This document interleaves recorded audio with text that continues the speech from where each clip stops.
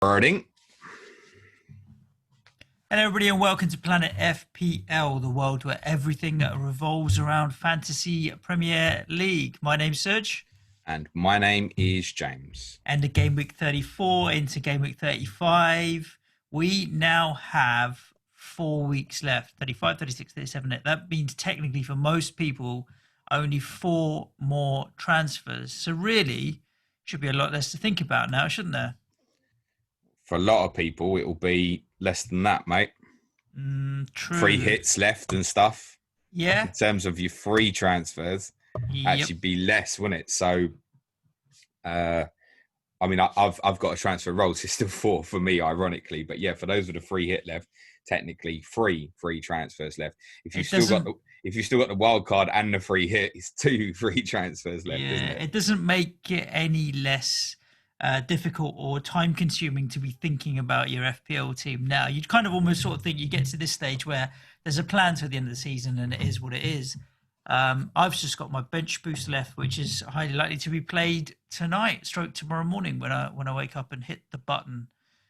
You want to talk about that first? We'll see what it looks like. Well, let's talk about this results this week. I think the only word to describe this week is brutal. I mean, a red arrow on 72 points, James, and I'm assuming you had a red arrow on 70 points as well. Yes, red arrow on 70. Yeah, I mean, small red arrow. Yeah, same.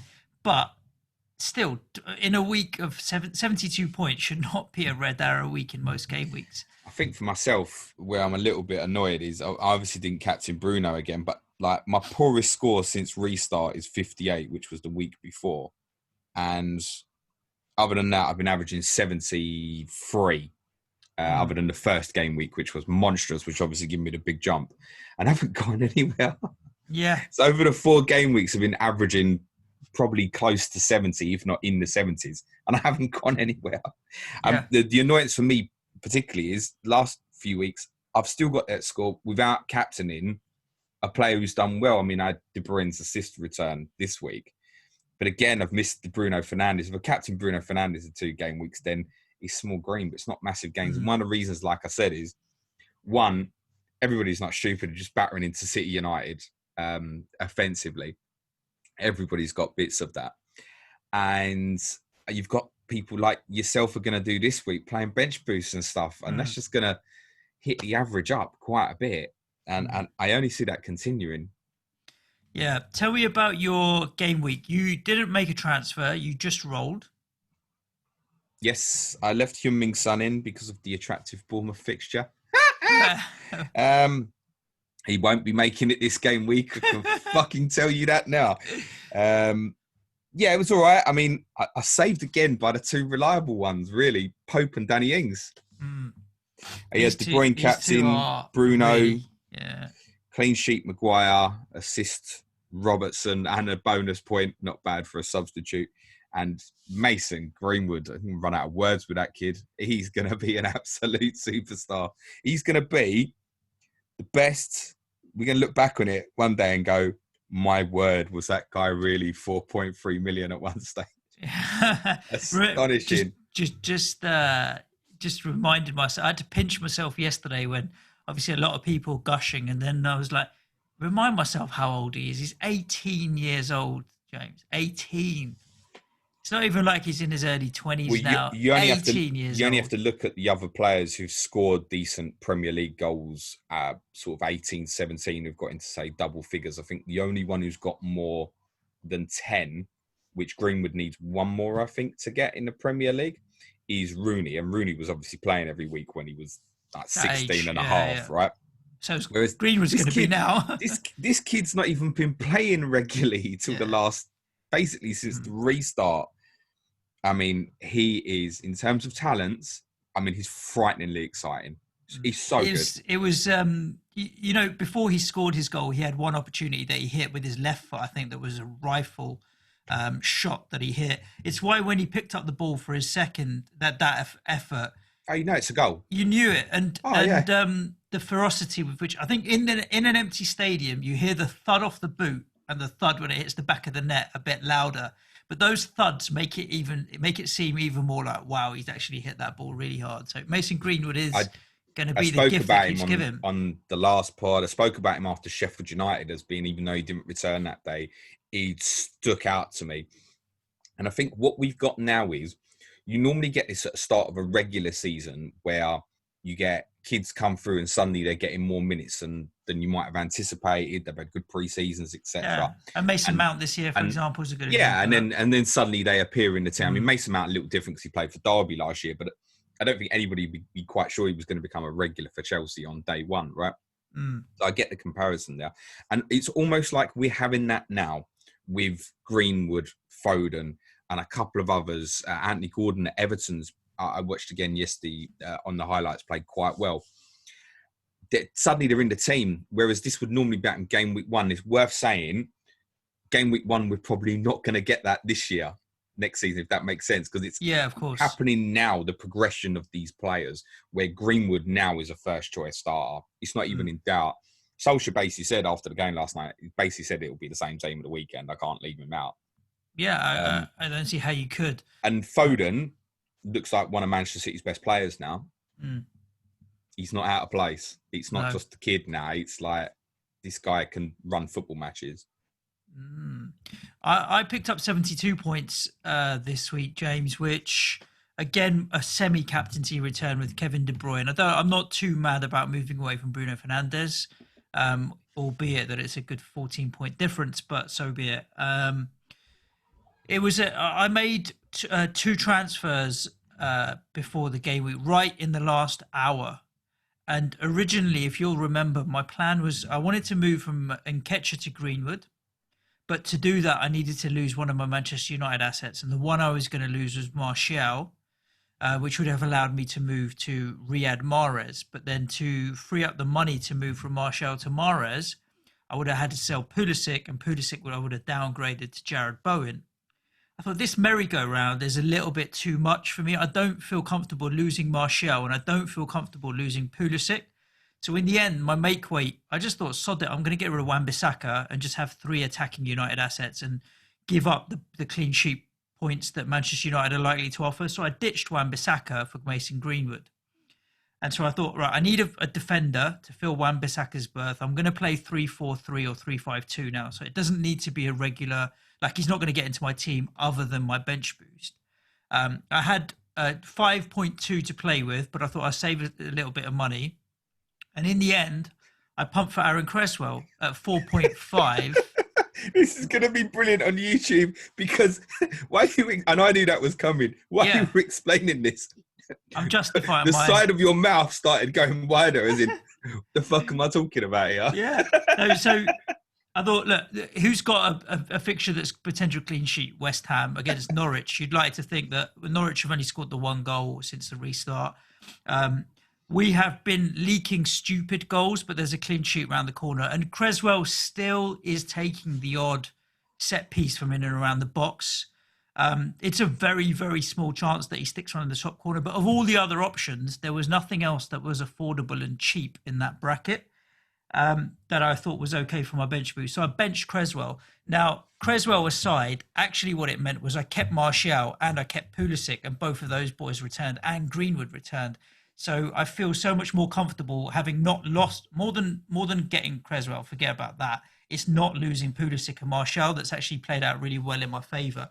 And then obviously Greenwood's returned with his points now. So I'm set up for Game Week 35 with I didn't take a hit last week. So my bench would be Martinez. The North London derby can go any which way. And if there's ever a game that Spurs will want to snap out of their bad run of form. But Martinez in goal.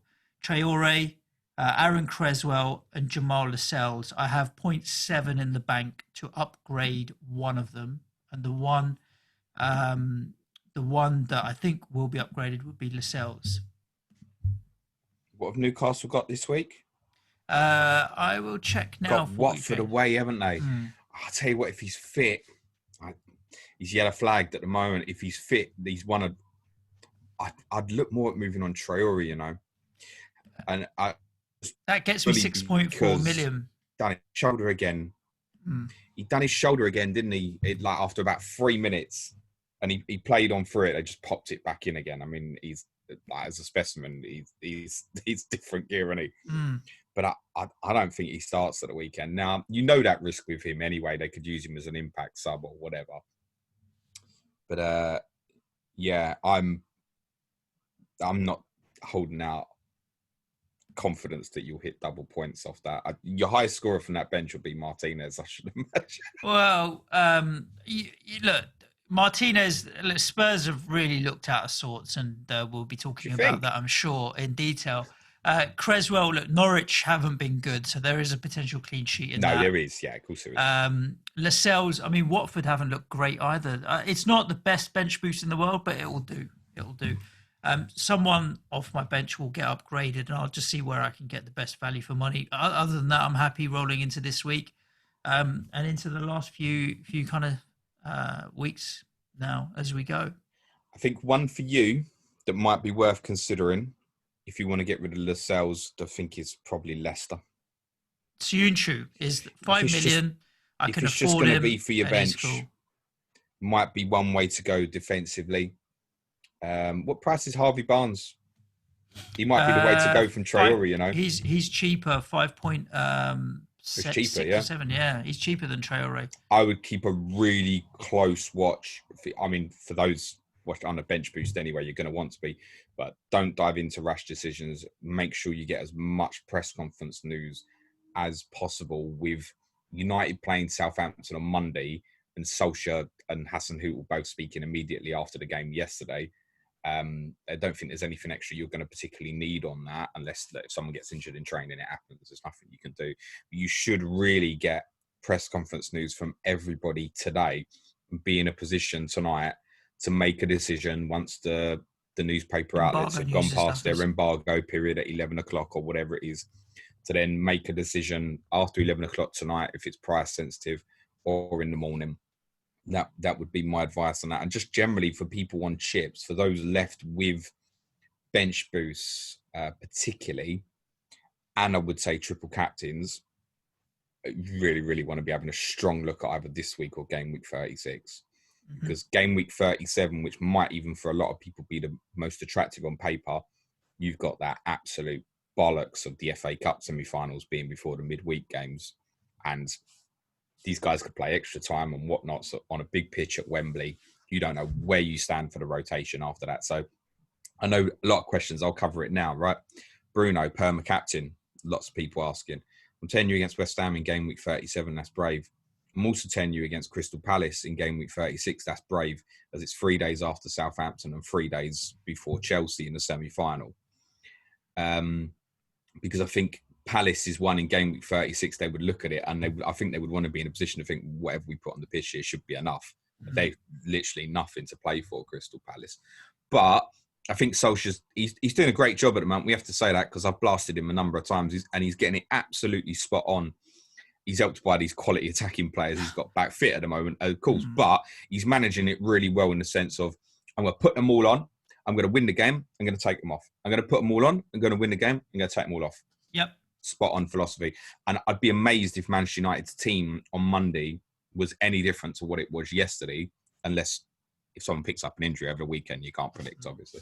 We'll talk in more detail when we get to the games, but they did take Bruno off and then a couple of the other attackers did come off. They didn't look any less threatening in the last 15 minutes. It was just more sniper shot, pick them off when we can. And I suppose you've got to look at the fact that it's Villa, they're 3-0 down and it's the last 15 minutes. Yeah, I think it's going to be a bit like that, but they didn't look any less threatening as the game got on. Villa remembered that there was a more important game against Crystal Palace on Sunday. By the way, it should have been hooking Jack Grealish off long before. One, he wasn't playing well. Two, they need him on Sunday and he looked shattered. Yeah. Get him off the pitch. We'll talk about fatigue, actually. So let's run down some of these games and also give you guys some FPL assets that might be worth considering or not considering.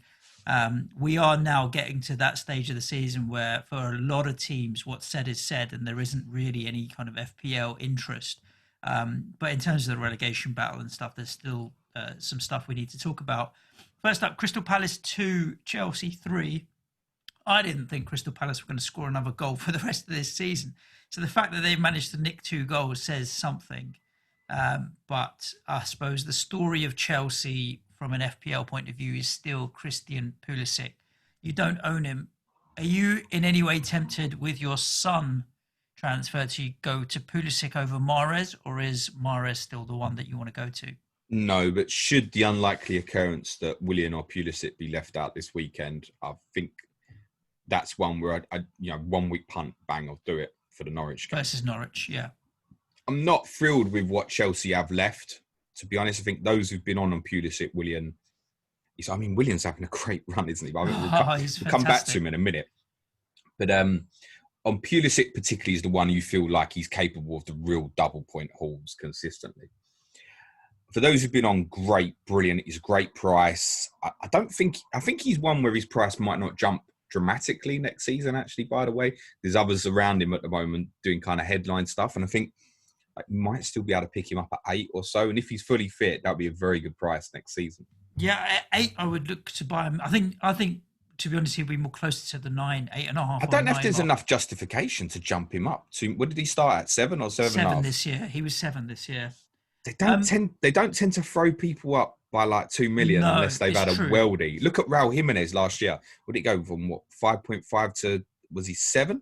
Yeah, Raul 7.5. I think this year. 7 or 7.5. Something or the other. I think 2 million is about the ceiling of what you can expect in terms of a rise. I mean, does that mean Mason Greenwood will only be 6.5? No. That's 6.5. I'm having that. It's absolutely different. But he's the most fascinating one. I don't know where they'll drop him. Because at the moment, if they dropped him at 9 million next season, I'd buy him. I tell you what the other difference is, though. So Martial, Rashford, all of these guys are worth more because Bruno Fernandes is in the team. Yes. So suddenly, Timo Werner as your striker, Pulisic will obviously have more opportunity to score points because of the players around him. So that makes him more attractive. Like drop that player into a better team or put better players around him. His price should go up a little bit more. True, I think it'll be closer to 9, but Werner's unproven so far. As we've said a number of times, I think these guys really benefit from Giroud. Giroud's not a great FPL asset. Shout out to our friend Is My Cat playing, because I know he got him in a few weeks ago and he keeps scoring the odd goal, and well done. But it's what Giroud does for the others that brings them in.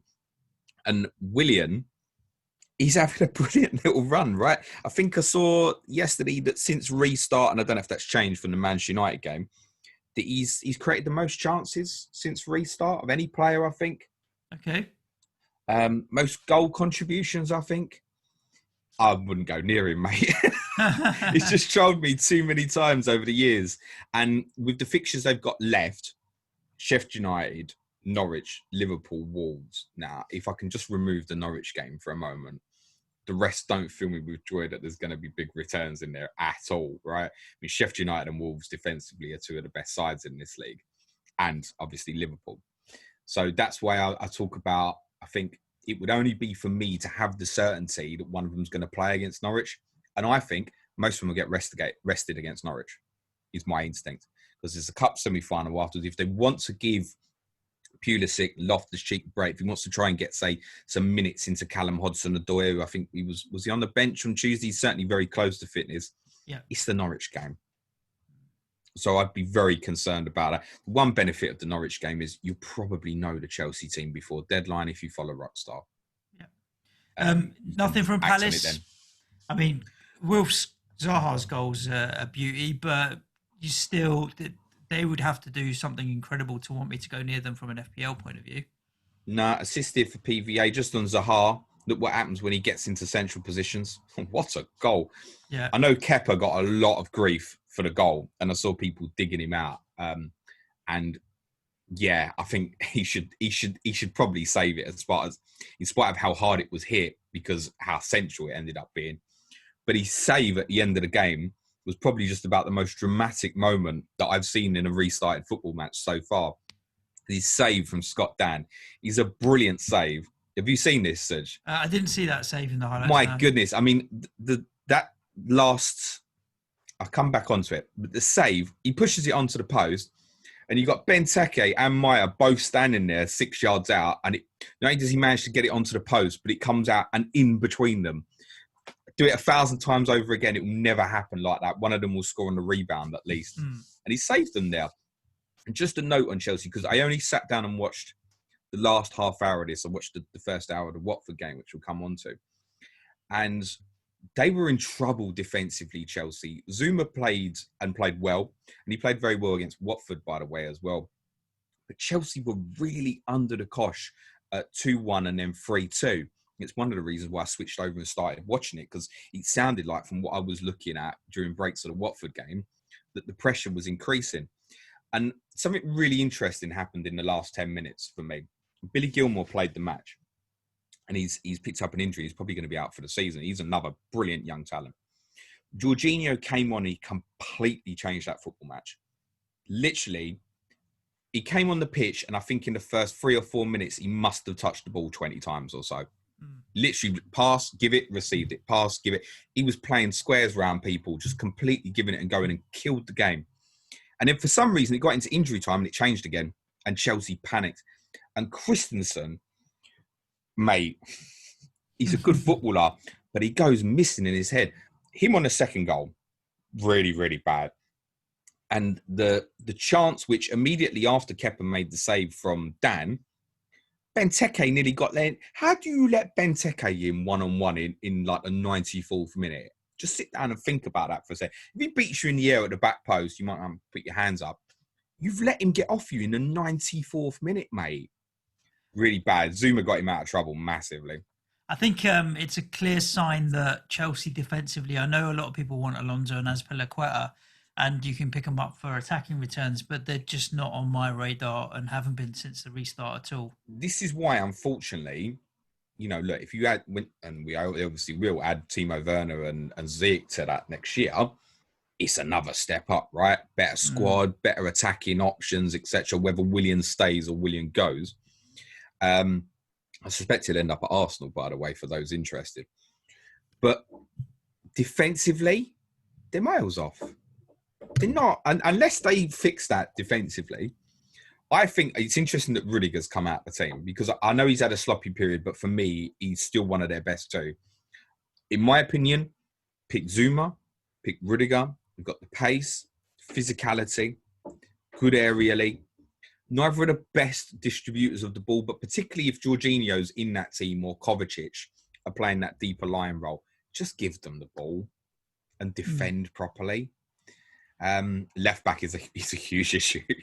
Yeah. But Reece James is developing. Azpilicueta is doing a job out there. It's really the central defensive area, left back, that they need to fix the most. Let's talk about Watford 2, Norwich 1. Norwich done and dusted. Nothing to be looking at there from an FPL point of view, even though they did manage to get a goal and get on the score sheet. I watched the second half of this game and I was fairly bored, to be honest with you. I didn't think it was that great. Watford were better because they had the ability to get in behind on the wings, Sarr and stuff. But I'm not looking at either of these teams in any way, shape or form, or think that there's anything interesting.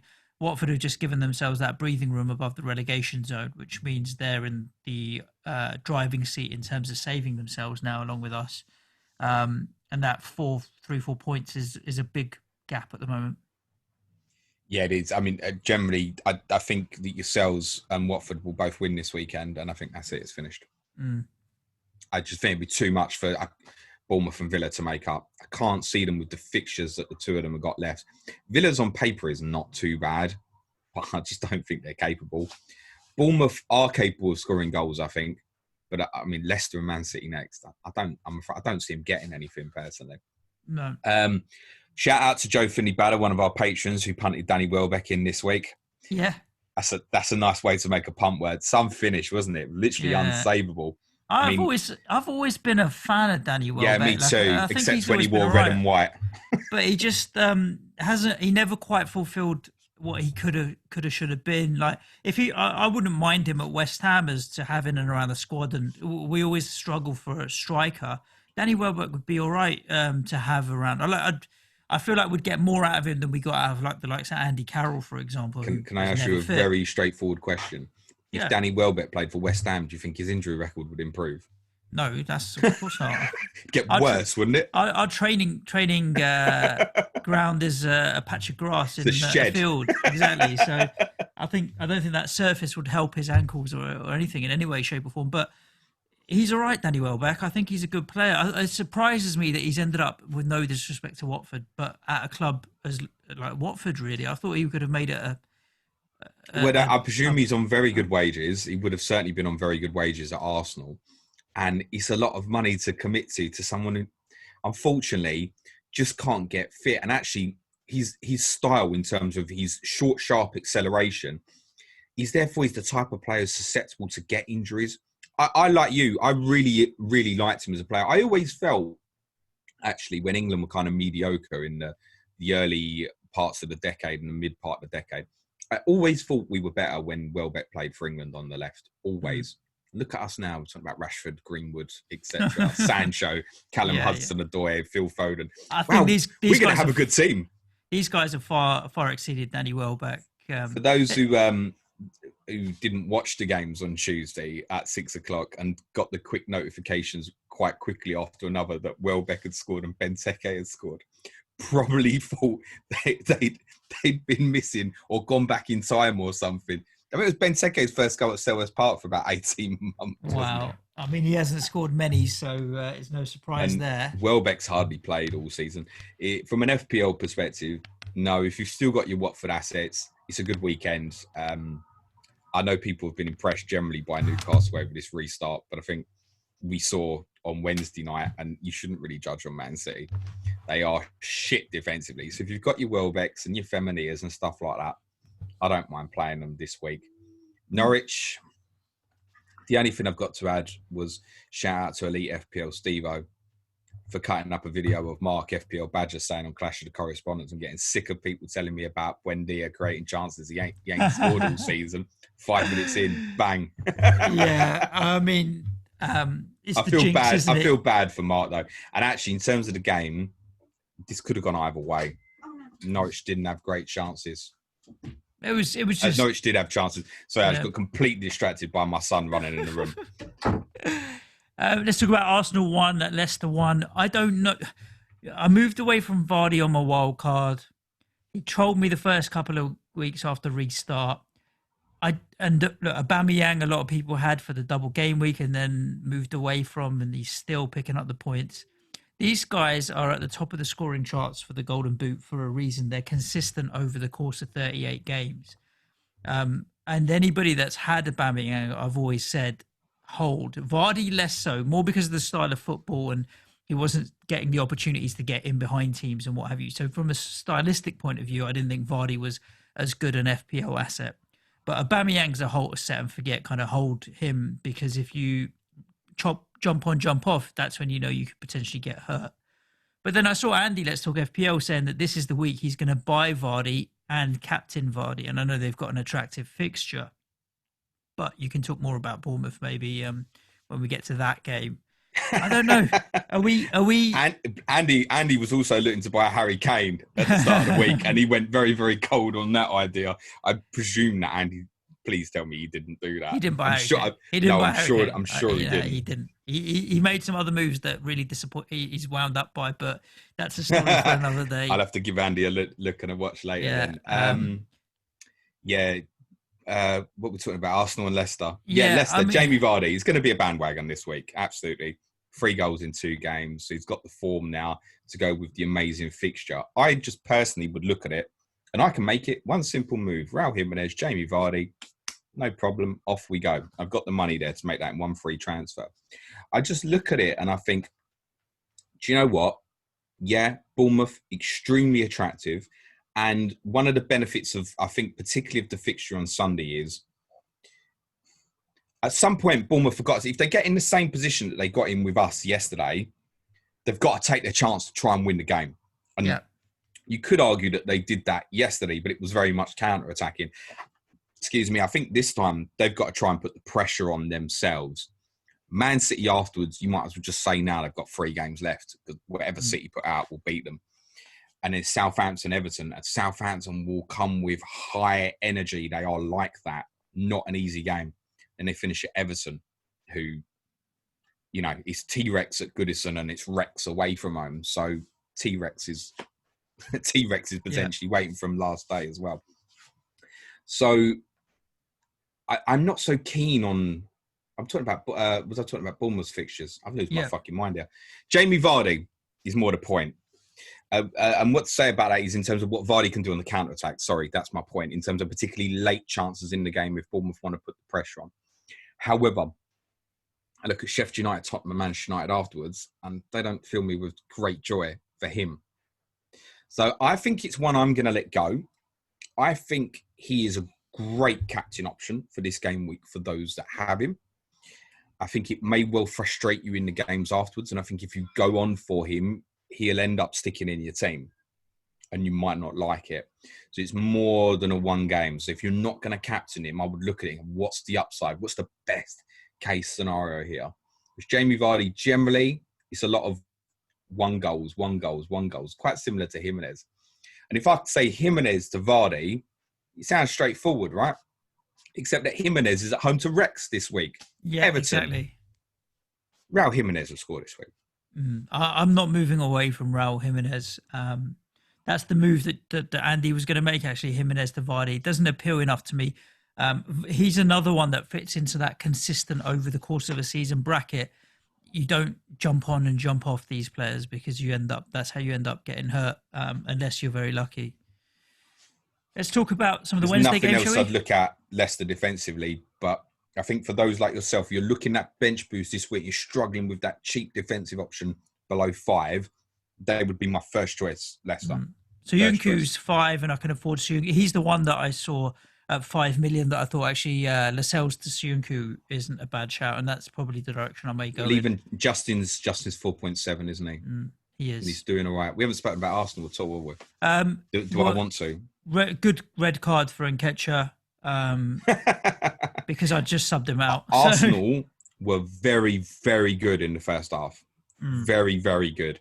And I think probably on the overall should have won the game. The red card has had an influence where I think Leicester wouldn't have scored. I said this pre-Wolves, and I'll keep repeating myself. This 3-4-3 that they're playing at the moment is a short-term fix that they're going to keep for the rest of the season. And they are much, much better for it. The system is working for the current players. And I don't think that you should fear playing the likes of Saka and Martinez this game week if that's what you want to do. Aubameyang will keep scoring goals. And I would think there's a possibility now that Arsenal might even finish 6th. Man City 5, Newcastle 0. Obviously, this was one of the games that had quite a lot of Twitter banter because we all own 2 or 3 City assets, and we all own different City assets. And it was the slightly different City assets in Sterling and David Silva that came on and picked up points when the higher owned ones like De Bruyne, Foden, and potentially Jesus didn't pick up. They all picked up returns. It was whoever went and picked up the big returns. So obviously the Sterling owner's crying because he's on the bench, but then he comes on and bangs. It was one of those. I think City for me are literally a set and forget. Pick the 3 best that you can afford, and then just ride it out until the end of the season. I'm not willing to play that guessing game of trying to be clever and figure out who isn't going to play and jump on, jump off. Jesus, De Bruyne, just riding it out to the end of the season. Listen, what are you talking about, Willis? I got 2 and I left 1 on the bench. Yeah, true. That was a good shout in Laporte. I think I haven't seen that. I'll be honest with you, I haven't seen that many people with defensive Man City coverage. Maybe Edison, but there's not that many people that I see posting teams with a Laporte or what have you. Feels like a wasted City spot at the moment. Listen, me leaving Laporte on the bench was no masterstroke, genuinely. I generally thought he would probably play. What I did was I looked at the 11 outfield players that I wanted to pick from to select my team, and I thought he was the most likely to be left out. From that perspective, I was right. But it wouldn't have made no difference anyway because he didn't get on the pitch. And that was one of the reasons in the first instance that attracted me to the idea of strong bench was Laporte. And the idea behind why in the world, if they got themselves in a position like they got yesterday, why would they ever put him on the pitch in a game like that? Now we're in a position where I agree with you in terms of guessing what he's going to do, Guardiola that is, guess away, right? Mm. Listen, tear up your bits of paper and put them in a hat. However, I think with Laporte, there is a strong case because of his importance to say he's had a rest. He plays against Brighton. He has a rest against Bournemouth. He plays the FA Cup semi-final. He has a rest. He plays against Norwich in game week 38. Then it's a week to Real Madrid. So he's playing one game a week. It's almost like how it used to be with Pochettino when Spurs had Davis, Rose, Walker and Trippier all playing well. You knew every single week which one was going to play with midweek and which one was going to play the weekend if Spurs had 3 games in a week. You knew it.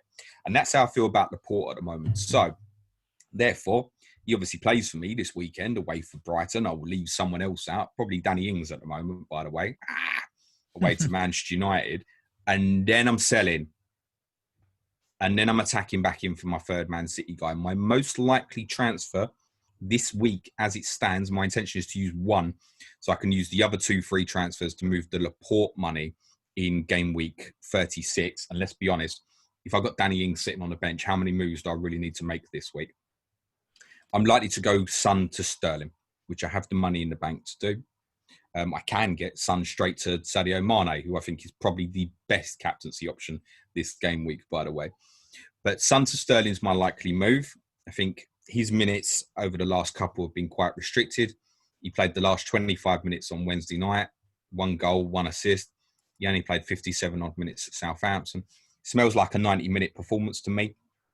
And in any case, looking at them 4 games left, if Raheem Sterling plays 180 minutes against those 4 teams, he could get me 4 returns. That's like how I would look at it at the moment. I don't think I'd be brave enough to captain him, but I do think he would be the best City option and most reliable this coming game week. Therefore, I'm going to him first before Mahrez. And then the plan is once I've downgraded Laporte, then I'll probably come back for Mahrez as my third Man City asset in midweek. Nothing to report on Newcastle. I mean, they heavily rotated due to injury or not. Say Maximan not getting any time and what have you. But City slap anybody 5-0. They slapped Burnley 5-0, and then Burnley have gone on a great run since. So with these City games, you just put them out of sight, out of mind. It doesn't make me any more or less likely to get any Newcastle assets. I wasn't going to get any anyway, other than Lascelles sitting there, and you just move on. No. They could just as easily pick up a clean sheet in the next couple of games. No, Newcastle was one. We spoke about it. It was time to attack kind of when they played Aston Villa and Bournemouth and then yourselves. It was that 3-game period. I don't know why you particularly now suddenly decided you wanted to go and buy them now. You are right, though, Suj, in terms of there might well be something for them in this remaining period. You know, Watford, Tottenham, Brighton, the next 3 actually is probably better than it looks on paper. So I think if you've got St. Maximin, for example, wait on the news. I think if he's 80% fit, he'll probably play tomorrow. And then you'd be really interested with that against Watford. I'd definitely be interested in St. Maximin against Tottenham. And I think the same against Brighton, actually.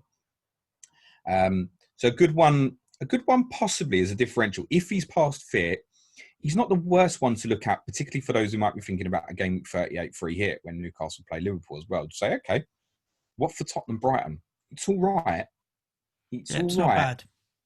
But I think it's only him. I wouldn't go back to look at, say, Lascelles when I downgrade from Laporte in midweek. I'm going right down. I go 4.0 or 3.9 because whoever it is, I ain't using. Yeah, it doesn't matter. Sheffield United 1, Wolves 0. The late Wolves clean sheet wipeout was a disappointment for so many FPL owners as well. I only had the 1 in Doherty, but there are a lot of people with double and triple Wolves defensive coverage, which was a disappointment. There's 2 games in a row that Wolves have disappointed with no FPL returns anywhere to be had. I don't know. It doesn't put me off Wolves. Am I mad? Going into this home game against Everton, I still think that Wolves will deliver this week. No, nothing's bad. I mean, look, a lot of people... Wolves are really not impressed in the last 2. And a lot of people will have sat there, particularly... In fact, I bet there's a lot of listeners that have watched all 5 of Wolves' games so far. I would bet. Perhaps not so much the Sheffield United game in midweek because it was the same time as Man City, but the other 4 games didn't clash with anybody else. People probably seen a lot from Wolves. And then suddenly, from being in that position where you watch the first 3 and have kept clean sheets in all of them, you do reflect on it and you go, well, they scored 4 against West Ham, Bournemouth and Villa. Was it really that great? And obviously Jimenez is now blanked for 3 in a row. Of course he's blanked for 3 in a row because in spite of what Darren Fletcher said on BT, they've only scored 1 goal in that period and no, he didn't assist it. So of course he's blanked in that period. It's Everton at the weekend. Everton have a complex problem that they need to fix when they play away to sides who are better than them and be under no illusions that Wolves are a better football team than Everton, in spite of what you may have seen over the last few weeks. So Jimenez definitely stays this game week for me. Then yes, I might look afterwards to say there's other people I like with the final 3 fixtures or the final 2 fixtures. I may look away. I'm not saying he's a definite keep. And for those who want to go Jimenez to Vardy, crack on. Great. Absolutely fine. I'm just saying, be prepared for it to turn on its head and Jimenez to score this week. That's my opinion on it. And from a defensive perspective, Everton, Burnley, Crystal Palace in the next 3. And what? They've had 2 games where they haven't kept a clean sheet against 2 good sides in Arsenal and Sheffield United, who are at a similar quality level, right? Mm. What should we be surprised about? Doherty's going nowhere, mate. He isn't for many FPL managers. Do you think Sheffield United have turned a corner, or do you think they're... And for those, by the way, with double defensive, yeah, you have a right to moan, but I saw loads of people crying about the losing of Doherty. All right, most people have got one. Crack on. Don't worry about it. Do you think Sheffield United have turned a corner that it looks like anyone's going back to pick up any of their assets, or do you think still not really a consideration at the moment? I think that's a brilliant week for them. Consider what we thought of them after the Manchester United game and obviously the Arsenal FA Cup game as well. And you think that's gone. And they're 7 points from Tottenham, Burnley and Wolves. Genuinely, most sides would be quite happy with that. That's really good. Now, admittedly, they could have quite easily lost to Burnley and quite easily finished the game 0-0, but it doesn't matter. They've got there. They've had their centre-half who hasn't scored all season, scored 2 brilliant goals in the space of 4 days. That header, by the way, is fantastic. It's so good. It's not even one. On 98% of goals, you can pick something wrong with it. I couldn't find a fault on it from a Wolves perspective. It was just a brilliant header. As he heads it, Willy Bolly is throwing his head back at him. He's so brave.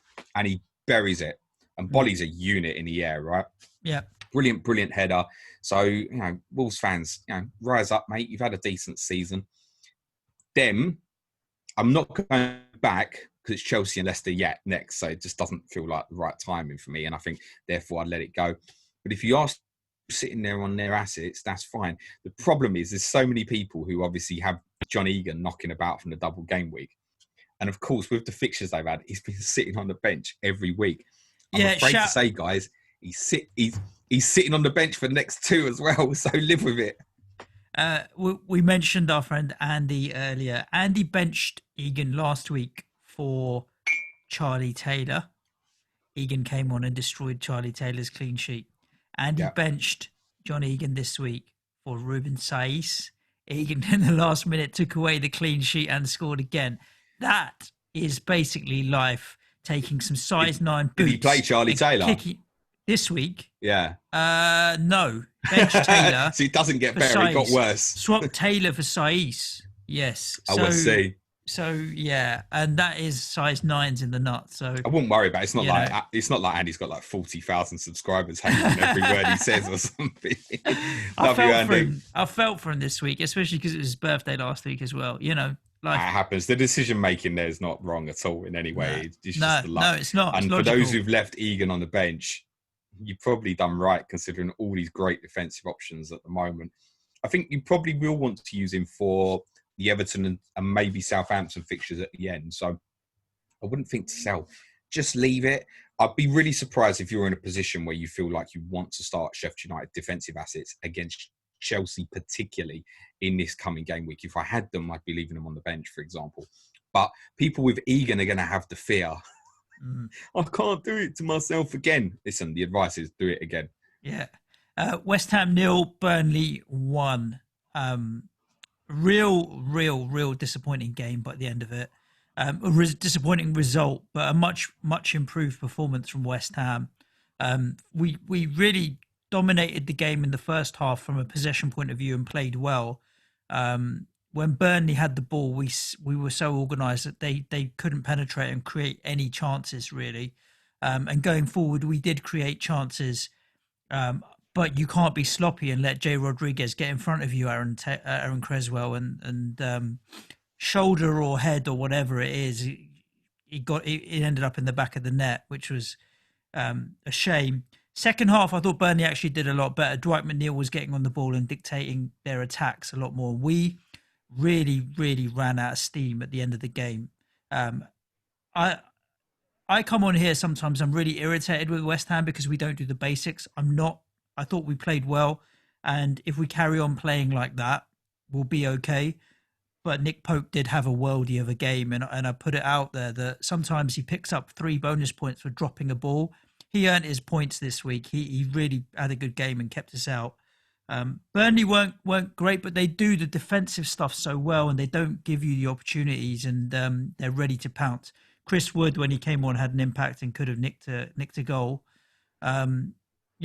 Disappointing result really, but it really is Burnley doing what they do, digging in, being very solid defensively and hitting you with on the counter with some big strong guys up front. I was concerned with what I saw at the end of the game. Some of our players were dead on their feet, absolutely dead on their feet. Antonio especially. I wouldn't advise anyone to go near Antonio. He looked done. And I don't blame him. He was running his socks off and the channels and stuff. He played his heart out. I think the fatigue, I was surprised how tired they looked. And it concerns me now because quick turnaround to 12:30 kickoff on Saturday.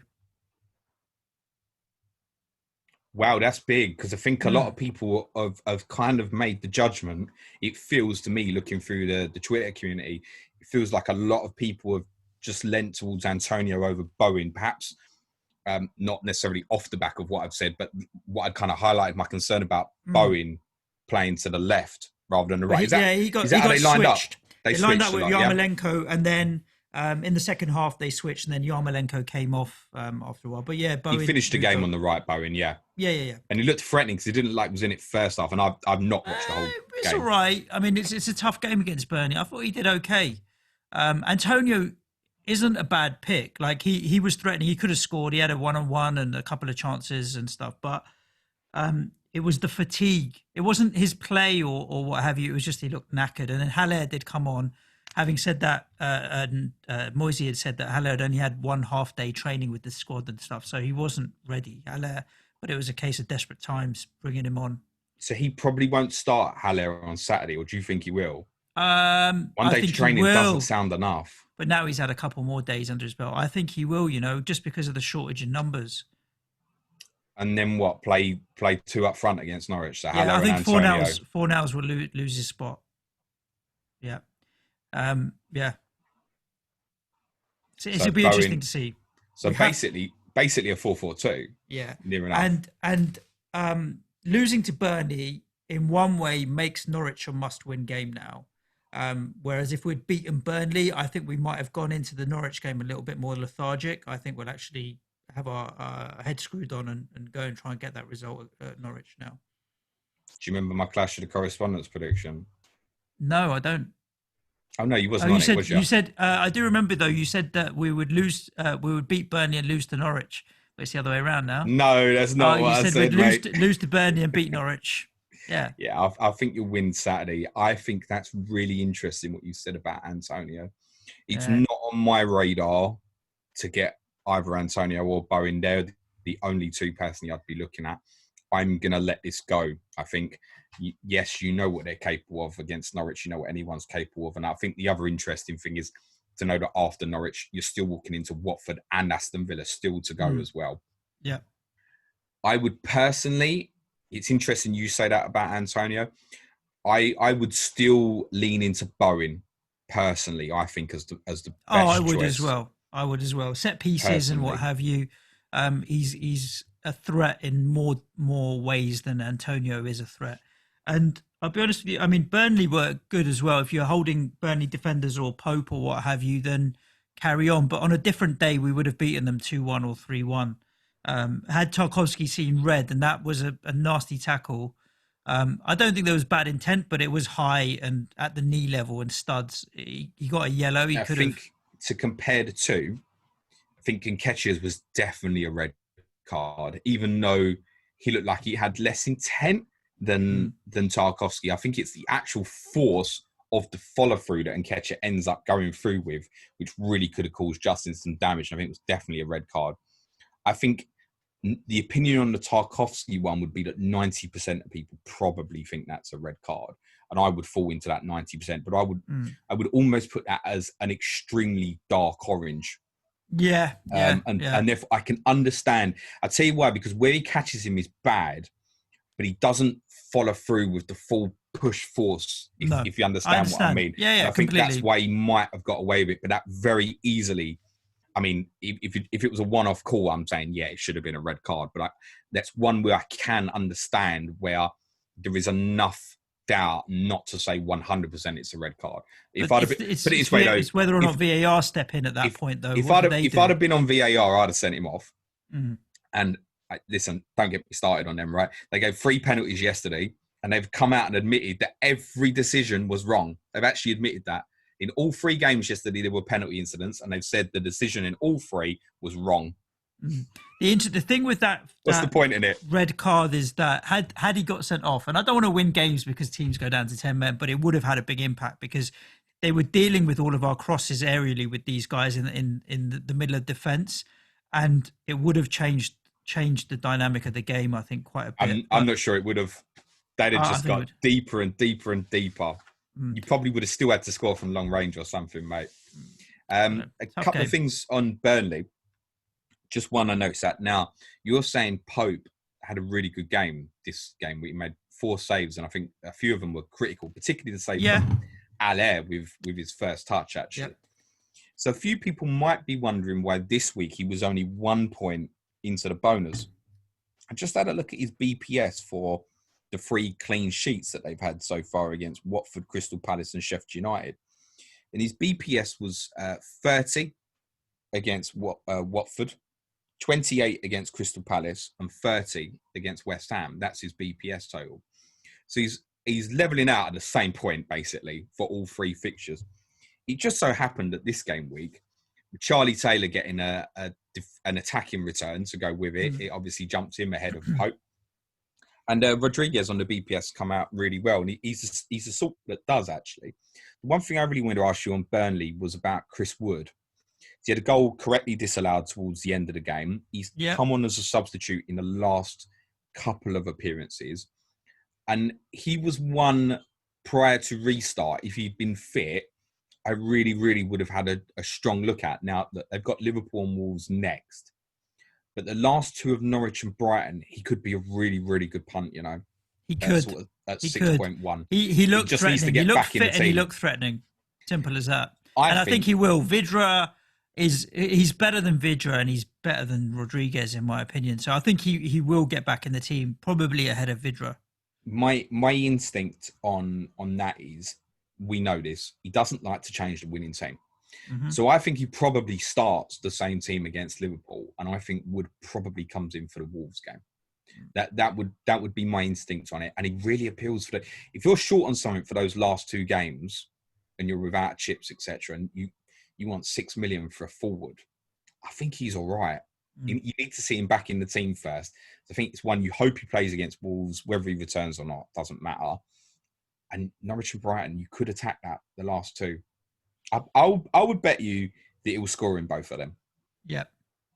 Can we just give a very brief mention to a player that I tipped and then denied tipping, and then now I'm going to tip all day long? Souček's been growing into this season. Honestly, at 4.8 now, he is a threat at set pieces because of his height. He's getting in and around the box. I think, you know what, for 4.8 million, if you're looking for a filler, for a bench boost or something like that. Where are your other options? Saka at 4.7. Cantwell is not getting the minutes at the moment necessarily, and Norwich are dead. There isn't much in that bracket, and if you haven't got the money, he is a threat. He could have scored again. He had a couple of good chances in this game, and it wouldn't have surprised me if he scored. He is proving a little bit of a goal threat now. They said in the commentary, I didn't realise he scored a couple of Champions League goals this year for Slavia against Roma or whoever else. It wasn't for West Ham, was it? So yeah, actually, where I would have said that he was sitting very deep, and we did sit deep against Spurs and Wolves at the start, the restart. He is getting forward a lot more, and so I don't think that for 4.8 he's a bad player actually now. I intentionally avoided Souček as a conversation because he's had more shots on target since the restart than Tottenham. I'm sure everyone's seen that stat. And everyone's tagged me in that stat as well. But yeah, he is a threat, James, at set pieces and stuff. His height and his awkwardness is not easy to defend against. So at that price, you're probably not going to play him every week. But if you've got a bench boost and you want a filler there, he ain't a bad shout. Is he a better choice than Saka at Arsenal? I think he's more nailed on to start than Saka. There's more risk of rotation there with Arsenal, and with Saka, you don't know whether he's coming in off the left or he's going to play centrally. So there's a little bit more reliability, safeness there. The fixture being Norwich, Arsenal, as always, will do so well, and then they will disappoint you. There'll come a point where they'll win 4 games in a row, 3 games in a row, and a draw. And then they'll disappoint you. So I would go Souček over Saka, money no object right now. Yeah, I probably would. Okay. Wow, That's big. It's a safe pick, though. I think Souček over Saka. The one I'd add on that is if you think you're going to change to 4-4-2, he plays with Rice. Therefore, he's probably not going to be getting in the box so much. It doesn't affect things like set pieces, for example. But he had another effort which was saved by Pope at the weekend, breaking into the box in open play, right? So I think that becomes less likely. So probably if that's the way you're going to go, and with some of the fixtures you've got left, I can understand why you potentially would play that way. Actually, his impact probably lessens. I wouldn't say he's a better pick than Saka. Yeah, I also don't think there's much in it. I think with Saka, you know that at some point he'll get a rest over the next 3 Arsenal fixtures. And if it's, for example, he doesn't play against Man City in the semi-final, you might look at Aston Villa in game week 37 and think, well, I'm going to play him now. And similarly, if he gets the rest against Villa, you might think when they play Watford in game week 38, well, I'm going to play him now. Because I don't think with Souček you're going to force that. I don't think. No. Saka's a little bit, you feel like there's a timing when you can say, right, I want to play him. And by the way, this Sunday's okay if that's how you feel. Let's talk about Brighton 1, Liverpool 3. I mean, revenge of the Salah. again, looking to be the top point scorer in FPL in another season. Yet his ownership is now at 35%. It's way below KDB's at 52. 223 points. Back to his starting price at the start of the season of 12.5 million. If you concede too early, as Brighton did, it's an uphill battle against a team like Liverpool.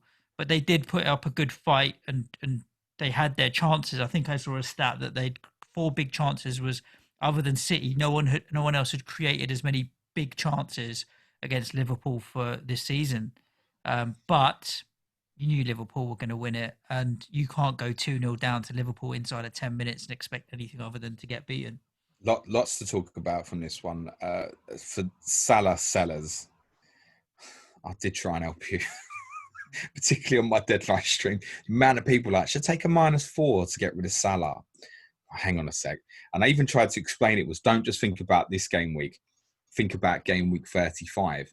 However, that was pre-seeing the Liverpool team. And it does kind of work to the theory that Firmino missed 33, Mane's missed 34, is Salah about to miss 35? My instinct is he'll start. And the reason I think he'll start is because he's got a golden boot to win. Mm-hmm. That's why I think he'll start. But I don't think there's enough security in that to be able to put the armband on him this week. That's part why I say that I think Sadio Mane is probably the best choice for captaincy this game week, in my opinion. If you had him, I'd take that as a really brave alternative. I might take Sterling as a brave alternative, but I think on this week, I'm just going to go safe with Bruno Fernandes. I think, knowing that he's 99% going to play, and another 99% will probably get an attacking return as well. I need to probably stay with everyone this week. If you want to play it differently, Mane's really interesting for this game week. I think really, really interesting having had that little break. I think Trent's another one who originally my plan was probably to captain him this game week. I don't think I can. I just think there's enough doubt about it that Williams will go and play at right back and Robertson will play at left back. I think there's enough doubt about it for me not to feel comfortable. I do think those, however, thinking of leaving Trent on the bench are, you got some fucking bollocks if you do that. Yeah, there's no way I'm leaving Trent on the bench, but I'm also fearful that he will get rotated. I think there's a few people with that in mind that will consider selling him. And I don't hate it. Unbelievably, I don't hate it. The idea that he might not play in 35, then it's Liverpool, then it's Arsenal and Chelsea, and then Newcastle on the final day, who've actually given Liverpool some problems over the last couple of years at St James's. I don't hate it. I don't hate it, but I would hate, I bought Robertson back at the first opportunity, and he comes on the other night. Suddenly he's taking an in-swinging corner, and a great goal by Salah with a header, by the way, an untypical Salah goal. He's better in the air than we give credit, actually. And he's laid on the other one when Salah should have scored another header. That said, I mean, that's the reverse. So Robertson's nearly walked away with 2 assists in the end, and probably could have hit 2 bonus points in spite of just a half-hour performance, if that's what would have happened. And that's why, for me, I always want Robertson and Trent in this as the Liverpool coverage. You just drop your camera, sweetheart. My laptop.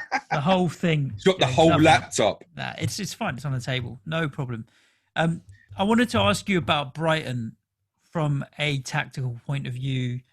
City can slap anyone. Now, City are their next visitors to the Amex in a few days.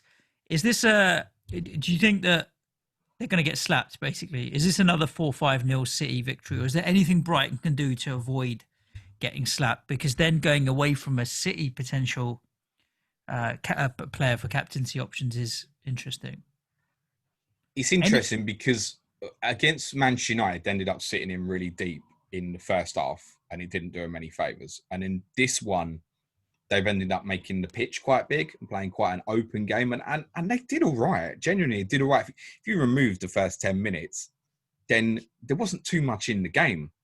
How would they play against City? I think they're probably more likely to go into retreat mode because City have so much of the ball and play at a slightly slower tempo. That becomes a natural revert to mean. But I also don't think it particularly matters. City, as I've said several times, can play every game the same way.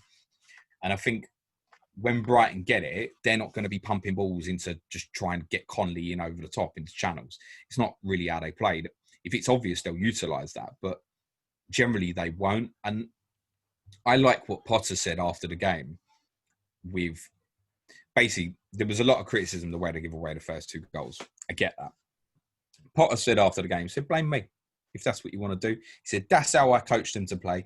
That's how I teach them to play. And if it goes wrong, it's on me. And we spoke to FPL Seagull. I spoke to Brad Lewington, one of our patrons, and he said there's a fear around Brighton fans that they can't get away from this idea of this more attractive football because they've got so used to the solidity over years of dunk and Duffy and block and head everything, etc. Now they're reverting to proper football. I tell you what, I wish my team played out from the back like that. I'll take their mistakes all day long in comparison to what I'm watching. They're a good football side. I think they will really, really improve next year. I really do. I don't know if they'll be able to get into the transfer market at all, but they'll benefit from having that first full year of Potter and the improved coaching. And I think they'll be better again next year and they'll finish closer towards, I think they'll still be bottom half, but I think they're going to get, the question was still, are they going to get slapped by City? Yes. More than likely. to cut a long story short, yes, they probably will get slapped by City. But how many times do we sit here before City play someone and don't think they're going to get slapped? Let's be honest. True. You mentioned I think Sterling would be the standout City pick this week, is my opinion. You mentioned that you'd like to see your team play like that. It leads us nicely on to yesterday's fixtures, and the first one being Bournemouth 0, Tottenham 0. There are a number of stats floating around the Twitterverse to highlight. I suppose you can find stats to showcase how bad Spurs were and paint any picture you want, but no shots on target. First time it's happened against Bournemouth since 2015. Yeah, bad. Tactically, first 5 minutes were quite interesting in the sense that Winks was dropping in really deep. The two centre halves splitting, and Davis and Aurier played like fullbacks simultaneously in the same position, pushing high. And after 5 minutes, I thought, and I tweeted this, I said, I can't believe how much they're sitting off. There'd already been the penalty appeal in the first 10 minutes or so as well. And at that point, I thought, do you know what? They're sitting off. This is going to be so comfortable. I could not believe after everything I'd said about coming attackers that they sat off. I couldn't believe it. Well, Eddie Howe doesn't listen to us, James. But it literally lasted 10 minutes because I think they caught wind. Oh, these lot are so fucking slow on the ball. They want all day about it. Let's go and start pressing. They started doing little things like pressing from the front, which was forcing the ball back to Lloris, for example, and then getting themselves higher up the pitch because nobody was going to run in behind. I think they had a pre-thought game plan where if you just think about Bournemouth specifically versus Tottenham and think back to November and other games in the past, they've been caught out by that direct ball from sort of right centre-half position to in behind with Son to run onto, right? That's how a couple of the goals came about back in November. And I think they very, very quickly realised that with Son not on the pitch, they needed to shift. And they shifted and they moved and they stepped up the pitch because Kane, I'll come on to this, had to drop deep towards the ball. And therefore, there wasn't a threat in behind. They could go a little bit higher and squeeze the game. It really, really wasn't rocket science. And from there, they should have won the game. So is Kane going to get reclassified next year as a defender? No. So on Harry Kane, I'm in pain watching him. I'm in pain watching him for him. And I think I said this time last week that I think next season will be his last season at Spurs. I'm beginning to change my opinion. I think these next few games might be his last games for Spurs because he must be sitting there and thinking exactly what I said last week. What the fuck is this? What has he got to work on? The stats about his average position, right? If you don't watch the game, you're going to see that and go, okay, great. Kane won 4 key defensive headers from corners in the first half. He also won a tackle about 25 yards from goal because he held up the ball when he was the furthest highest up the pitch, dropped in the side. Somebody actually ran past him and he made a bad pass. And then he worked to win the tackles. He's had all them defensive touches, right? Those average positions are very much based on touches, right? It's not where he's standing during the game. So, yes, people have seen... So where he is standing in an attacking point of view, he's not getting the ball. He's not getting the ball, right? There's no point. But then I was so pleased. I watched Match of the Day last night, which I haven't watched too much over recent weeks. And Dion Dublin, who I normally quite like, he speaks quite well. He was talking about Kane dropping in deep. And I was like, oh, you don't get this, mate. Use your brain and think, why has he got to drop in deep? Because there isn't a single creative player in that team. People need to run past him. Unfortunately, Tim Cahill came in and saved the day and said exactly what I had said to you last week, is that he needs to drop in and have runners to go past him. I would personally, if I was picking the team on Sunday, I would play Son ahead of him. I would just have him deeper just generally. Because there is zero creativity in the game. Zero. But you've got players... these players turned bad overnight. So Lucas Moura, Lamela, Lo Celso, Son, Bergwijn, they are attacking. Are they that good? They're attacking creative players. They were good enough when they were getting you to the Champions League final last year. I mean, we're talking with a freak of nature here, man. I mean, how we held on at the Etihad with Victor Wanyama in midfield by himself, like... I understand. The freak of nature a lot of of people Amsterdam. are saying that Christian Eriksen is a bigger miss than people realise because he was that one in the middle that got his foot on the ball and made things happen. He was the creative number 10. A lot of these guys are wingers that do get in behind, wingers that can play as strikers, but not unlock a defence as a number 10. And Christian Eriksen was that. Do you think there's a lot to be said for him But being missing? Christian Eriksen's performances have taken a massive dip since, guess what? Moussa Dembele left. Everything has gone to pot since Moussa Dembele left. I've said this 100 times. 100 times. It's all on that. All of them have gone to pot in terms of their trust, in terms of how he could run a football match for us. And the way he used to draw people, used to allow people like Eriksen, Son, more space. Winks, he's a good footballer. Sissoko, he's a good worker. Lo Celso, he's a good footballer. But Dembele was on levels, mate. And he used to just single-handedly create space for these players. Look at Eriksen's performances for Tottenham in 2019 from when Dembele left. Shit, mate. Shit. Because suddenly now, he's the only one in the team is the creative force. Whereas Dembele used to suck people in. So then people, okay, right, we need to shut Eriksen down. He's the creative player. And then you've got Dele Alli through injuries, really struggled. Harry is obviously regressing as a footballer and he's trying to evolve at the moment. And you saw there was one moment in the game yesterday where he's trying to break through. And Lloyd Kelly's quicker than him anyway, but he comfortably got him, right? Got him. Whereas I think 3 years ago, he would have had the strength to hold him at bay and still get away. And even if it had been from quite a distance, get a shot away. Whereas you don't feel at the moment like he's going to be able to do that. And that's another reason why I want him to drop deeper. He ain't getting in behind anymore. His game is changing. I think he knows his body's changing and he needs to play in a team where people are going to create chances for him. And it isn't going to be at Tottenham. Don't get me onto the outdated one because we haven't got time, mate. No, let's leave it. I've got nothing more to say. If anybody watched that game, congratulations. You watched the wrong game. Are Bournemouth still going down? Yes. They're shit. And that just adds to the problem. Just adds to the problem. Shit. You want me to say that they were good defensively? I'm going to say they were good defensively. We never had a shot on goal. Yeah. We never threatened them. We never did anything. I can't look at it and go, even sometimes you have games like that where you think, say like you did with, say, Tarkovsky and that on Wednesday, they head everything away out the box and stuff like that.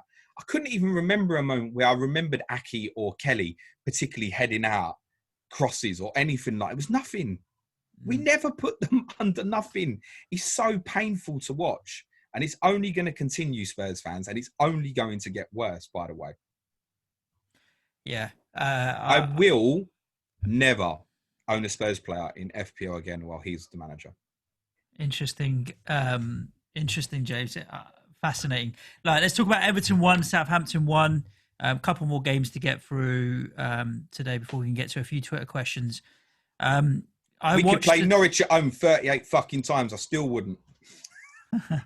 We'll rattle through these quick. We've been going for quite a while. Danny Ings is Danny Ings, man. He's just I don't know. He's so good, and just the way he took his goal was not really the most accomplished in terms of finish. In terms of it got stuck under his feet, but he was in the right place at the right time, making the right decision. Finish is incredible. I think I don't know if I've seen a goal like that before. I don't think he did mean it, but it didn't look. It wasn't executed like silky smooth, but he was in the right place at the right time. That goal is brilliant. It's such a good finish. It's so good. I can't tell you how good that is. When Armstrong has the shot, he makes a run to try and get in behind, hoping that Armstrong's going to feed him the ball. He realises that's not going to happen, then diverts his body away from goal because he knows Armstrong's going to shoot. Armstrong completely fluffs it. At the moment that Armstrong shoots, Ings has got his back to it. Yeah, but the way the ball came off the keeper, he scuffed he meant to do it, but he didn't execute it. It was a bit of a scuff to get it onto his right foot and stab it in. What are you talking about? That's an incredible piece of skill. I honestly, any other player in that position suddenly thinks, they probably think they're offside. And that might have been what helped him. Thought, I'm probably offside here. And I think people were saying, he was saying to the ref, don't disallow it. I think he was saying to his teammates, don't celebrate because I think I'm offside. And therefore, that might have been that moment, relaxed his body and allowed him to do that. That's a possibility. Because most people in that moment are just going to try and dig it from out their feet and just shoot a goal. No one's going to do that. And he thinks, well, he's seen it coming And he can't look at Pickford at the same time. He doesn't know what Pickford's doing, but he just knows the sense in his brain is what Pickford's going to block is right at his feet. I think he does that 10 times. 10 times, 8 times out of 10 or 9 times out of 10, he cocks it up. Yeah, I agree. And that's why it's brilliant. That's why there's that element of fortune in it, that the 1 out of 10. I'm not denying the brilliance. I just think that it's not something that's replicable all the time. But I feel like by me saying it's not great is taken away from the fact that Danny Ings is just solid, and he looks hungry. Everything about him at the moment is a player in form, with confidence, looks hungry, he's going to score goals. And the Southampton team around him, Armstrong, Redmond, Ward-Prowse with the set pieces, are in a position to put it on a plate for him. The last 3, okay, they go to United away, but then Brighton, Bournemouth, Sheffield United at home. Might go back for Danny Ings from Raul Jimenez for the last 3, you know. Yeah, I don't hate that. I don't hate that at all. He's just solid, and he's up there for the Golden Boot. He's not quite there, but you never know. He gets a brace or the others blank for a couple, and he could be back in there. I left him out against Man City and got away with it, and I think I'm going to do the same this game week. I think I'm going to leave him out, and look, with rotation, etc., every chance he'll end up in my team anyway. But Brighton and Bournemouth are particularly appealing. One of the things I really like about him at the moment, we don't speak about this much, or at least I don't hear it spoken about much, that I think is massively benefiting him at the moment is the way they play. They're pressed from the front, so they're a very energetic team, so they can win the ball high. And also, he's got a partner. He's not isolated, whether he's playing with Adams or Long or whomever. Somebody is normally up there with him. Obafemi is obviously the other one. So they've got options to give him different partners. That gives people different issues. And he's the mainstay in there. He's the goal scorer. He's a great creator as well. He's not given enough credit for that in terms of his actual footballing ability, in terms of on top of his goal scoring. I really think when I look at him and looking back at the highlights of that last night, I mean, I wish I'd watched the game personally. It sounds like they deserve to win, Southampton. It wasn't that good.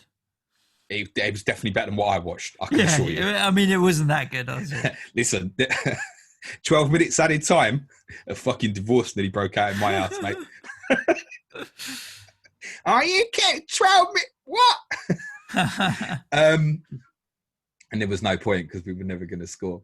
But the fact that he plays in a 2, and you compare that to the other assets that we might be looking at, it's another reason why I quite like Chris Wood for the last couple as well.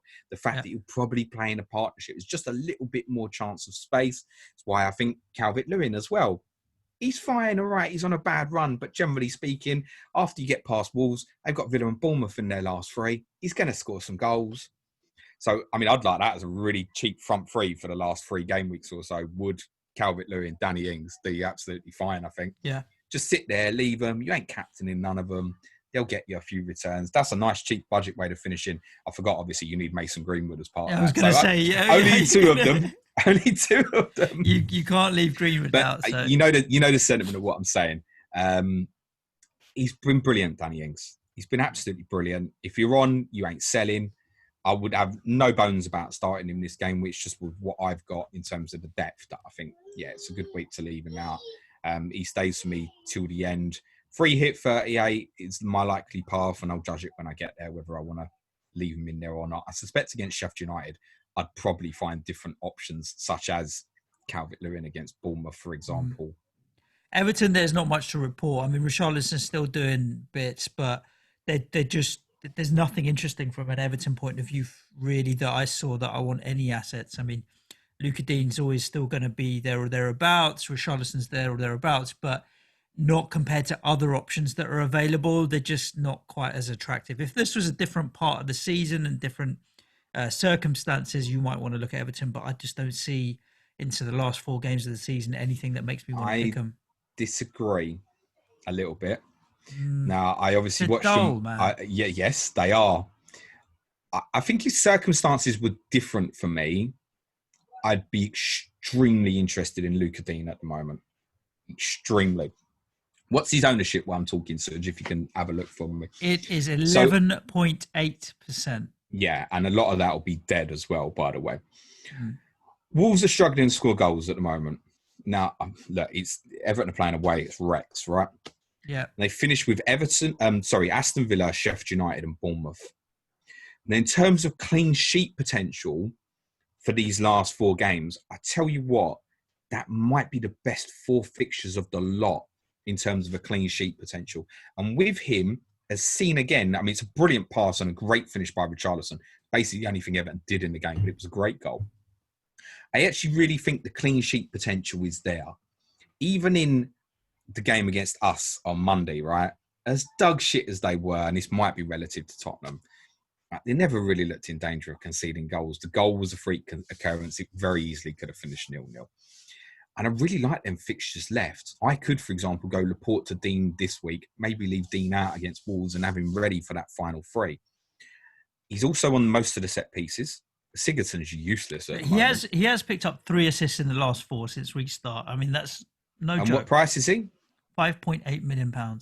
Well, I would bet, and I haven't been through all the questions, but I bet there's a few in there who are thinking, I want to move from X premium defender, maybe Man City rotation, or concerned about Trent or whatever.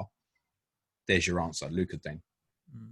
Let's wrap up with the games with the Manchester United game yesterday. I thought Villa did okay until the goal. Even, to be fair, though, United still controlled the game.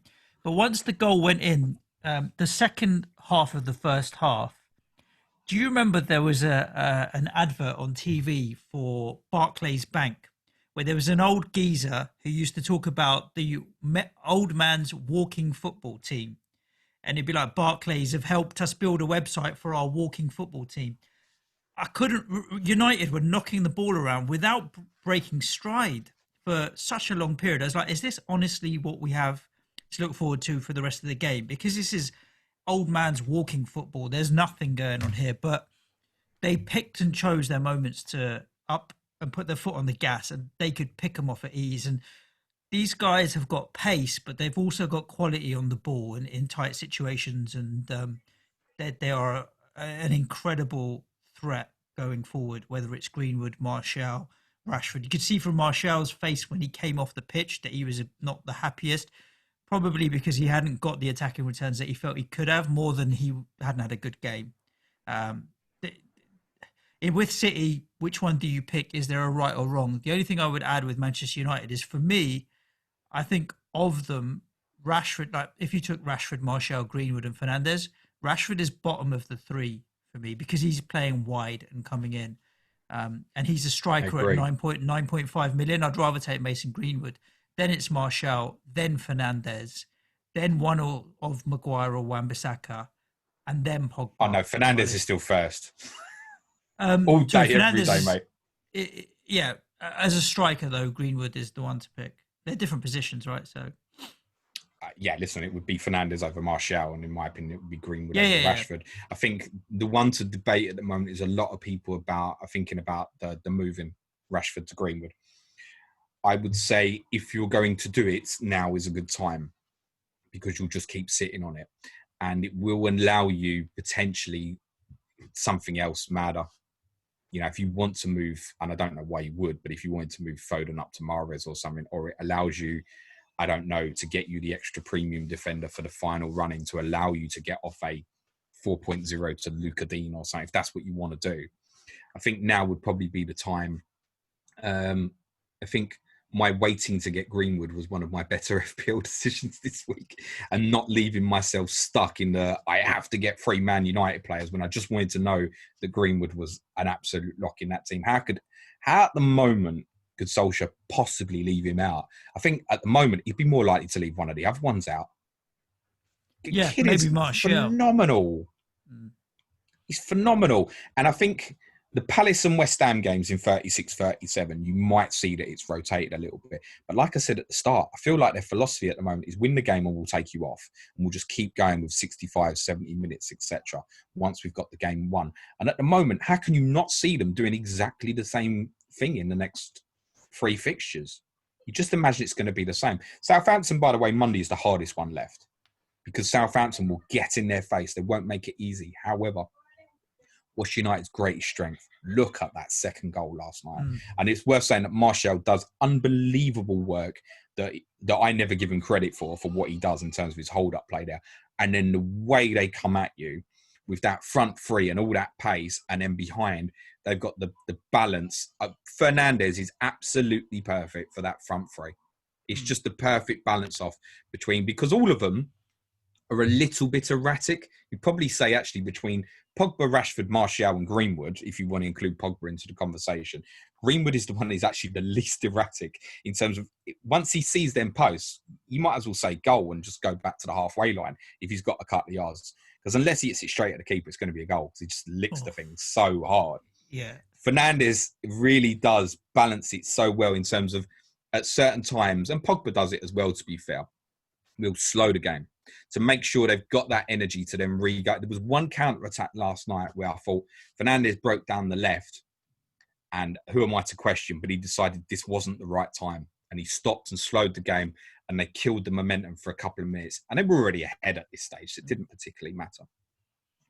It just got such great balance. The way they attack teams at the moment is devastating, and I think the biggest thing for me as a football fan is they have, since this lockdown, become extremely enjoyable again to watch.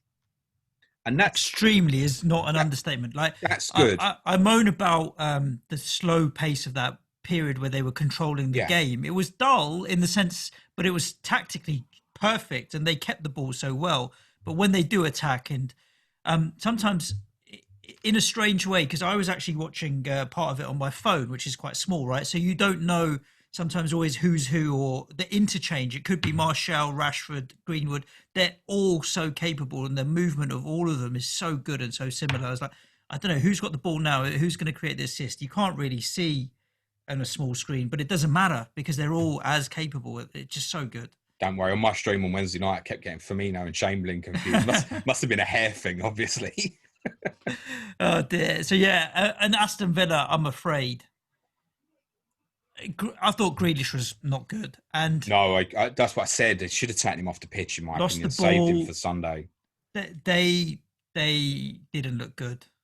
Have to win. I'm trying to be diplomatic here. What I would say is they started the game really well. I think Pogba had a great game last night, but he got caught by Trezeguet when Trezeguet hit the post early on, and they started all right. The other major thing is where, I mean, in the other two games, listen, United probably would have won the game anyway. But that penalty decision is the worst of the lot, mate. That, let me tell you, if that happens in the centre circle, VAR would check that for a red card against Fernandes. Okay, yeah. It's not a red card because everybody knows what he's trying to do. He's trying to do a double drag back. Yeah. But what happens is Fernandes lands on him, stud first, with all his body on the man's shin. And if that happens in the centre circle, I'm telling you, they're checking VAR for a red card. They have still decided that's a penalty. I mean, don't get me onto the Harry Kane one, because I really don't want to use that as any excuse for Tottenham and the way they played. But that wasn't 0-0. Well, they both were. But that one particular, I couldn't believe it. I saw the replay and I went, well, they'll cancel that. That won't be a penalty. And the best bit about it is, John Moss was the on-field referee, and we have to say on-field these days because, I mean, are they even the referees these days? John Moss was also referee when Manchester United played at Tottenham, and he gave Fernandes a penalty against Eric Dyer when he did exactly the same thing and ended up stepping into Dyer. All right? I think on that occasion, he just lost his foot a little bit, and there was no contact. This one yesterday, it's a free kick to Villa. It's staggering. Staggering. How can anybody look at that? VAR. And you've got Keane and Evra there sitting there in the studio afterwards with no bias going, yeah, it's probably not a penalty, actually. Yeah, they've been a little bit harsh there. Yeah, but he's been a bit rash with the challenge. He's gone there to put a block in on Fernandes. Fernandes tries a trick and he stops. Yeah. Fernandes lands on him. And you've still looked at it. And then the James Ward-Prowse one in the Everton game. He's going down before he even gets to Gomez. What are these guys watching? Mourinho and VAR in 1 year. It's too much for me, Suj. I can't go. Those are for me, I have to get offside and VAR out, right? Because no one's even celebrating goals anymore. No, I don't want to talk about VAR. To be honest, on penalties, I'm quite comfortable with it normally because I imagine they can look at an incident and they can go, well, Harry Kane's been pushed there with 2 feet. And Ward-Prowse is diving before he even gets near Gomez, and Fernandes has fouled the Villa player, and you still don't overturn any of them decisions. And the PL Centre, or whatever these dickheads are called, they've actually come out and said every single decision should have been different. Yep. Michael Oliver, who's supposedly our best referee, was in charge of the Tottenham game.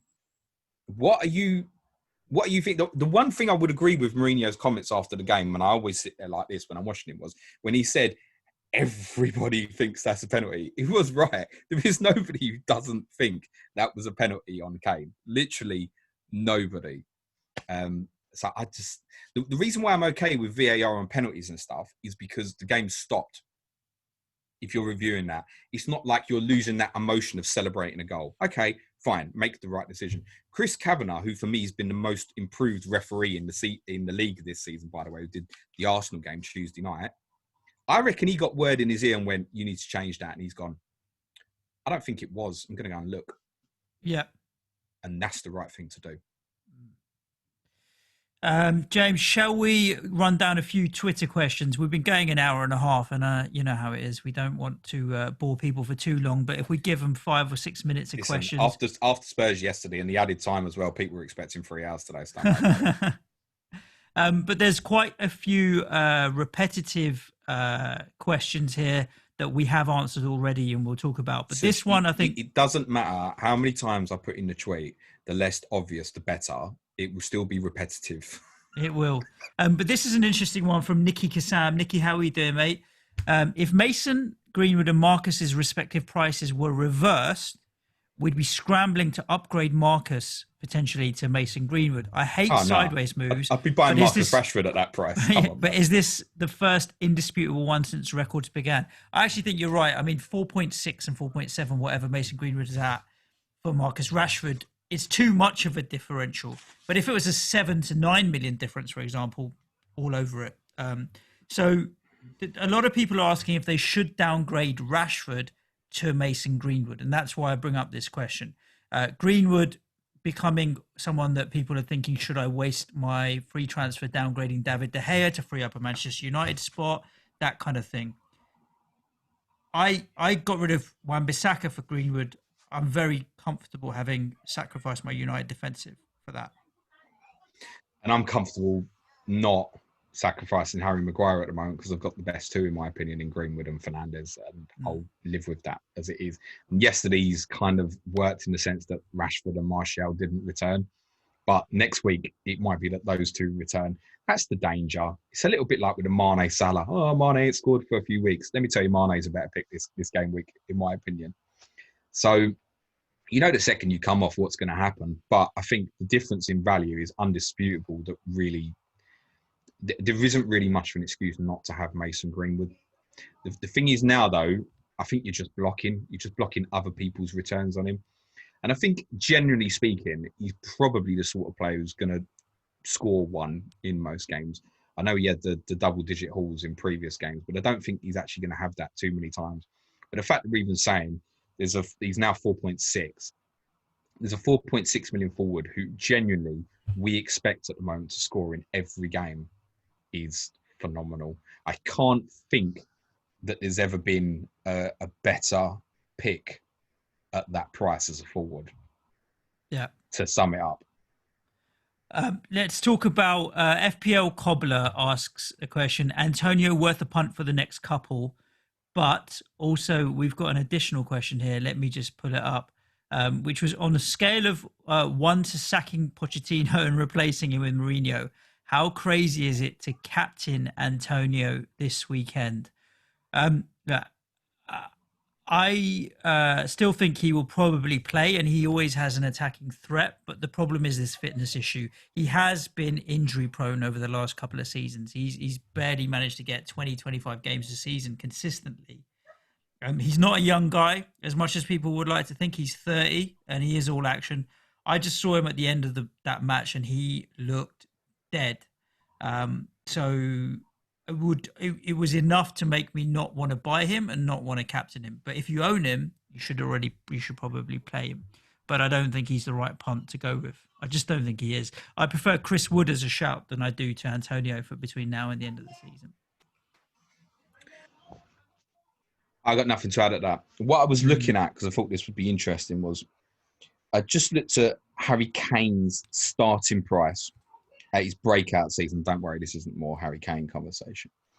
But Harry Kane obviously had a breakout season where he was 5 million and didn't really play in the league till sort of November and obviously went mental. And he started the following season at 9.5 million. Therefore, I think that's probably the ceiling of what you can expect Greenwood to be next season. And Greenwood has obviously been over a shorter period, being massively in demand. I'd be surprised if it got that high. I think he'll probably come in at about 9 next season. So, I mean, just think of it like that in terms of when you're making your Greenwood decision. You can sum up West Ham. You know I'm best, mate. Mm. Let's answer at KJFPL's question to wrap up the pod, James. Name one Spur and one Iron that you are genuinely impressed with that might surprise us, please. Is that a joke? Well, you're going to struggle. Like, I suppose you'd have to go Eric Dyer, but he's missing for another 3 or 4 games. Is this a fantasy asset question? Or I just think it doesn't say from an FPL point of view. It just says in general. Forget Spurs. Okay, I'm going to give it to as a happily surprised by. I'd probably have to be sit with Souček right now because he came in from the Czech league mid-season and he started to adapt well. The option to buy for him in the summer is £13 million. I mean, just pay it. If you stay up. Just pay it. Do you know what I mean? Just pay it. So yeah, he's basically the one. Marouane Fellaini without hair, isn't he? Let's be honest. Better technically, shall we say? He's a bit better than Marouane Fellaini. No, but in seriousness, you can see Moyes kind of moulding it that way a little bit in terms of how he gets into the box and stuff. Yeah. So there we go. There's so many other questions that we have already answered, talking about Spurs assets and Manchester United assets and Greenwood and good cheap striking partners that we've mentioned as well. So I hope we've given you food for thought for your FPL teams as we go into game week 35 plus. Not much more to go. James, do you want to give everyone a wrap on what we've put out this week that they may want to listen back to, as well as what they've got to look forward to before deadline tomorrow? Bloody hell, I can barely remember.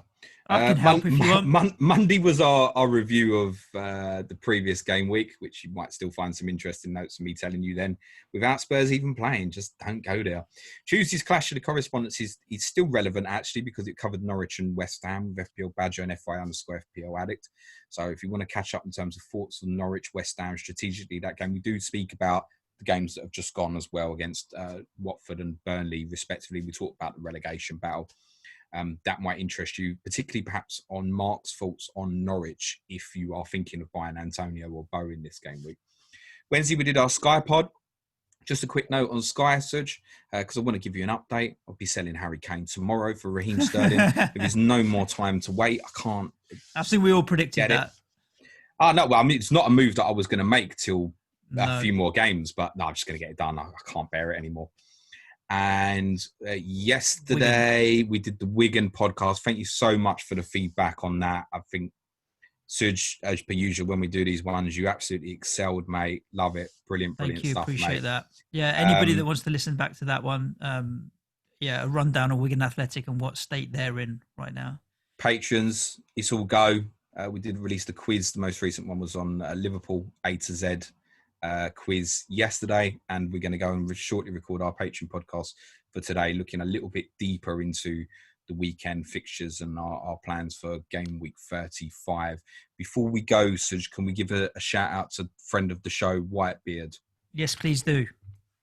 So Whitebeard FPL is someone, for the Champ Man listeners, has done extremely good work in the community for as part of the Champ Man FPL game in terms of his statistics website.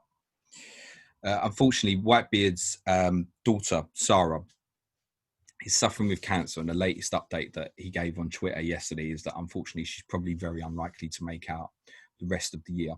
There is a fundraiser for Sarah to help with her treatment, which I'm going to share below the podcast today. If there's something you can donate to help Whitebeard, who's a great member of this community, I'm sure he would be extremely grateful. He's not made a public song and dance of this. I only noticed it because he said it in response to somebody else in a tweet, and somebody then tagged me into that. So I just want to give Whitebeard a shout out, because amongst all the talk of fantasy football and my dramas with Mourinho and even Wigan yesterday, there are things in life that supersede football massively. So we wish him well. Indeed, we do. And yeah, head over to Twitter at Planet FPL Pod and have a look at the thread underneath this. Every little bit helps, and we know that this community is one that really pulls together when people do need help. We've seen it ourselves, so do that. Wherever you're listening to your podcast, make sure you subscribe, leave us a review, whether it's iTunes, SoundCloud, Spotify, Stitcher, as well as on YouTube. You can subscribe to our YouTube channel and hit the notification bell to get alerted anytime we do go live. A reminder again, there's a deadline stream tomorrow, James, 10:30. Yeah, deadline stream 10:30 a.m. tomorrow morning on YouTube. Massive shout out as well to FPL Captain, who some of the listeners might not know. It's Captain with a K. Go and give that man a follow as well. He's done some brilliant work on the graphics to make this look cool as well. So yeah, 10:30 a.m. I'll do a deadline stream on YouTube. And if you want to find out more or listen to more podcasts from us, head over to patreon.com/planetfpl, where there's a bunch of tiers that you can support the show, get extra podcasts, get access to our Slack channel, and a whole bunch more. Other than that, we've been going on for a while, so it just leaves me to say stay safe as always. Ciao for now, and good luck with Game Week 35. Have a good weekend, everyone. Cue music, please, man child.